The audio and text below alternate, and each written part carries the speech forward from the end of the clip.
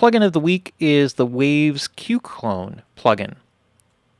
Waves Q-Clone plugin actually comes with two components to it. It actually comes with what's called Q-Capture, and then a secondary plugin, which is actually the main plugin, called Q-Clone. The idea is that if you have analog equalization that you really like, so maybe you have a Pultec outboard EQ, or you have some other Avalon EQ, or maybe something that's not emulated, or something that you really like. What this does is it actually gives you the ability to take what amounts to more or less an impulse response sample of that plugin. Now, that's not exactly what happens here, and I'll explain. But what you're doing is you're taking basically a sample characteristic of the shape of that EQ, and this only works with equalization, and then you can store it essentially as a preset. Now, the basic idea is that if you were using a hardware piece of gear, you would have to actually route the audio signal, and you could do this through Pro Tools. If you notice, like if you ever open up and insert in Pro Tools, you actually have the ability to not only go to a plugin, but also to the I/O. And so if I assign this to Analog 3, then what would happen is this insert would feed analog output 3. You could plug that into your EQ, the output of the EQ into analog input 3, and analog input 3 would return right on the insert. So the signal flow goes out through a D to A conversion stage, through your analog gear, and then back into the insert. Okay, so this is something that's available not in a lot of applications, but Pro Tools has done this. And so the idea, I'm going to emulate this in a different way. But essentially what you do is you assign the Q-Capture plugin, and what it does is it feeds a pulse, which I could play for you, but it's not that exciting. So let's just see, like if I just actually assign it here, right, to a stereo output, then you can hear the actual audio signal. So I just don't want to keep it that loud. And so what it's doing a frequency sweep, or a full frequency sweep, and then you're just kind of hearing mostly the part of it that you're most easily able to hear. And what I have done right now is I've routed this through a bus. So it's going into a bus into a channel just so I can show you the effect of this. So instead of actually going out into the analog realm, I'm actually going to show you a plugin. So I'm going to route it into another aux channel, and you could see it feeding into here, and then I can apply a equalization here. So you could see I could do I did a graphic EQ, so I have dipping on the high end, a real heavy boost here at 1K, and then severe dip like from 125 on down. So I have this sort of shape here. And so what's happening is when you calibrate this, so in other words, what you do is if you were working with analog gear, you would make sure that the same signal level passing through with the EQ bypassed returns in to the setup. So it'd be unity gain, so it gets the best example or sample, most accurate sample of it. Now, what happens is that I've taken this, and you would think this would create a feedback loop because this is going out bus 41 into this aux channel, and then this is getting routed into 42, but it hits this Q-Capture plugin, and it takes a sample. So what's happening now is I'm now receiving the output of this EQ. Okay, so if I bypass this EQ, it will probably may affect the level that's coming in here, or it probably doesn't show that on the display. So if I mute this, it'll stop the incoming level, so you could see it there. Now, when I do this, I can only have one of these instantiated at any given time. And then I have the Q-Clone plugin run here. And what I do with the Q-Clone plugin is I simply hit the capture button. And what the capture button will do is it'll basically give me more or less a graphic representation of the equalization curve that I just applied here. So if I were to change this in some way like this, then you would see the result of that happening here, right? So I could take it, if I wanted to, I could just do a reset here, capture it again if I wanted to, and now I would see it would capture the basic flow of the circuit and of the equalization curve that I've applied. And this would include all of the ripples, not the harmonic distortion, and that's really important. So now once I have this captured, I can store this as a preset. So let's just say this was some crazy EQ that I applied for some sound effect. I could put it into my preset menu, and I would give it a name. So let's just say this is my, bass FX channel. Okay. And now if I wanted to, I could go here and I could load this setting up. Now, what's really cool is that when I do these different equalization parameters here, I can load up the exact setting, and now this EQ with the audio passing through it is effectively what I will hear, right? Yeah, that's actually an excellent point. There's a thing is smoother on than the API you would think it would be, and I don't think it's meant to be so exactly accurate to the exact, showing all the exact little ripples and everything that you would see. So maybe graphically it could be a little bit more refined, but that's kind of not, the net effect of it.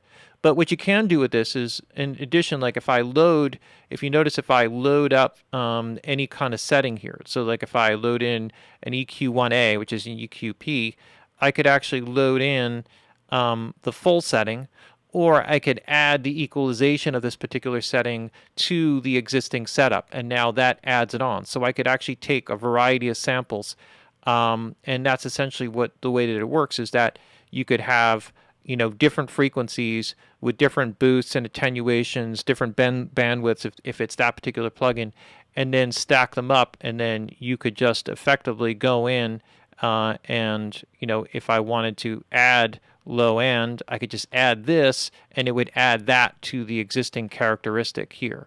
Now, I don't really have the ability to just I can undo that, obviously, if I don't want that to happen, and I can, kind of go back, to my originals, and I could redo them and get into all the different variations of what I've done. But what it does is it allows me to sort of take like an equalization characteristic, store it as a preset. So maybe I feed my bass sound into this analog EQ.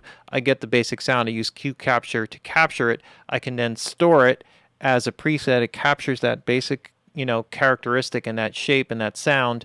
I apply that to the bass, and now if I want to use that same EQ to capture the sound on the vocal, I can do that and capture that as well. And then that shows up there. So the basic idea is that you can actually capture some of your analog gear in a plug-in form and then use it. So now once I've done this, I can actually kill my Q capture thing. I can lose, the analog gear I can reset, and then I can load this plugin up on any channel and load up the settings that I've stored as presets. And that's the basic idea. So in theoretical application, I guess if I were thinking about this a little bit better, we would have an example. And maybe that will be a supplement video to this, which is to apply an actual equalization to a bass. What the hell? Let's do it. Why not? So that's what we're here for, right?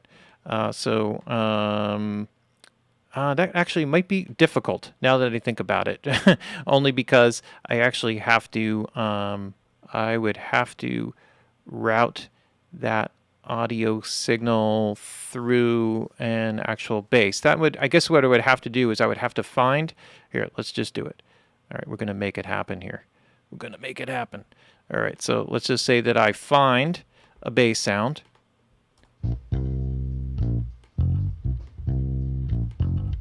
All right, so let's just do this and maybe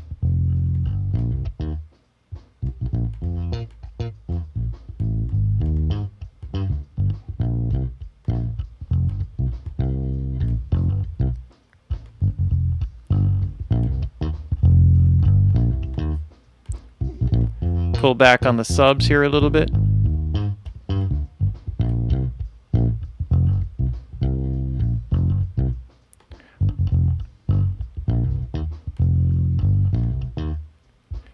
Okay, so there's our sound right there. Okay, so now what I'm going to do is I'm going to copy those settings, and then what I'm going to do here is I'm going to paste those exact settings right into here, and then let's see exactly how well Q Capture does this. Okay, this is like the most unscientific experiment I've ever done, but let's just check it out. So now we got our pulsing thing here.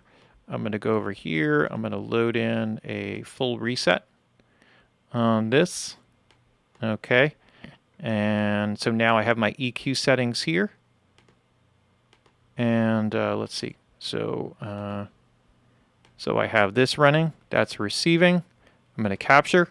So that's what it's capturing, or that's what it thinks that is.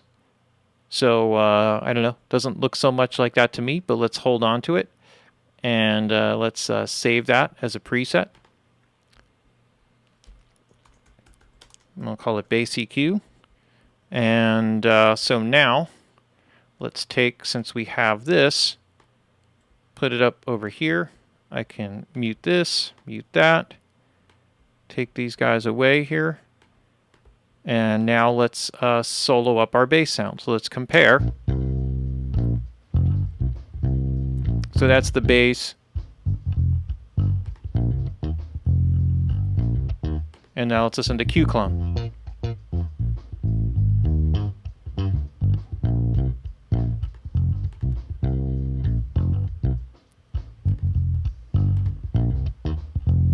Okay, so here's how we make this.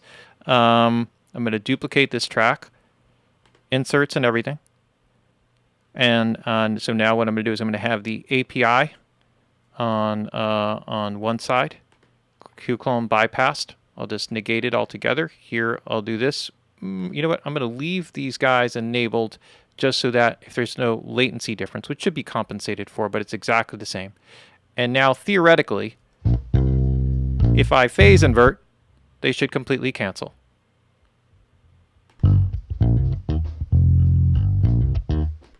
That's amazing, right?